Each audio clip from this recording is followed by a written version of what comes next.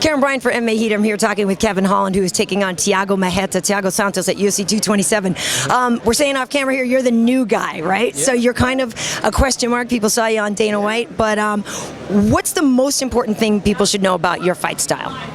That was my only time I won a decision as a pro. So, yeah, 13 wins, 12 of them KO, or it was either KO or submission. I believe it's 7-5 was what it was before I got me a decision win. So just make sure you guys take a peek at that. And I also knocked out Bubba McDaniel with a spinning back elbow. I'll never forget that. Whether or not Bubba admits to it, right? Oh, he admits to it. He admits to it. I got the video. He admits to it. He knows. He knows what's up. I'm cool with him too. He cool. He cool dude. Now listen, then if it was your first time getting a decision, was that octagon nerves in there? Was it just the fact that of your opponent and you couldn't get the job done? Why do you think it was the first time you got a decision was also when you were on the Dana White Contender Series? You know what? Everybody goes out there and they're like, I gotta knock this guy out, I gotta knock this guy out, I gotta knock this guy out. I knew for the first time ever I went into my fight without that mindset. I was like, I just gotta go in there and I gotta get this W. You know what I mean? The most important thing to do is to get this W, which is probably the wrong mindset to have for that fight, but it ended up working out in the long run.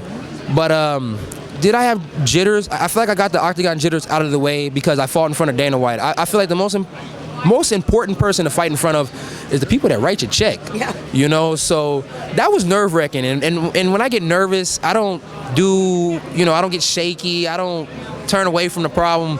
I just start cracking a bunch of jokes.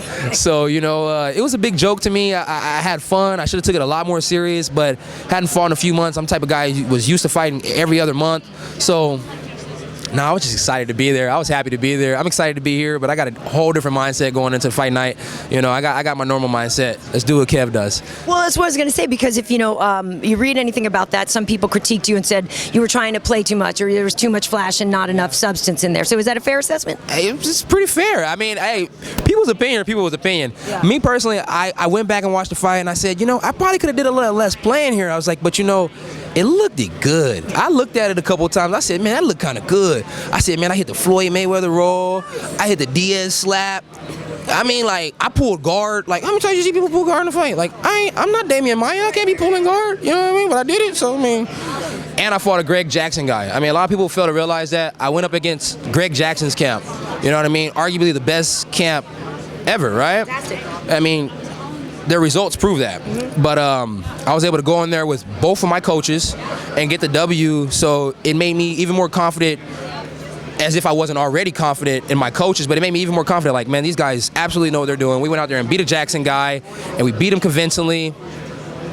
You know, people can say what they want to say, but that is something special in its hat alone. Absolutely. Now, but correct me if I'm wrong, you didn't get the contract that night, though, right? So when did this fight come together with Marreta? Kind of short notice, because obviously some fights, Not this Tuesday, but last Tuesday. So what happened was I was at jiu-jitsu. What happened was I was at jiu-jitsu. I was chilling, doing my thing, rolling and stuff. And my coach will never answer the phone during class. He answered the phone. Hey, Kevin, it's your manager. Yeah. First thing goes through my brain is, oh, what did I do wrong? What did I do wrong? I say a lot of stuff, so I might have did something wrong. And it was a UFC phone call, so it was awesome. It was exciting. I was ready to go. I had to, as soon, I guess I got the jitters all over again. I got excited. I seen my stepdad, the first immediate family I seen. I dropped some tears like a big old alligator. And then I went and sparred the next morning and looked the worst I've ever looked in my life in sparring.